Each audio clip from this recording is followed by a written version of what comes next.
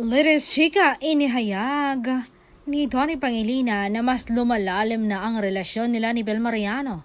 Sabi niya, actually, we've been together for more than a year already, and actually parang yung relationship naming dalawa, it's like we've been together for like 4 or 5 years already. Sobrang familiar na namin sa isa't isa, and parang tapos na rin yung honeymoon stage na from time to time, mag-a-update na tayo sa isa't isa ayon sa aktor. Kwento pa ni Donnie, mas hinahayaan na niya si Bel sa mga pinagkakaabalahan nito, hindi gaya noong nagsisimula pa lamang sila. Kwento pa nga ng aktor, mas napapalapit pa siya sa mga magulang ni Bel. Kay tita and tito, may relationship with them, mas naging deeper na rin talaga, and talagang sobrang light lang nila kasama. Yung vibe nila, nothing anything, yung strict na naramdaman, I never felt that. They're very welcoming, patuloy niya.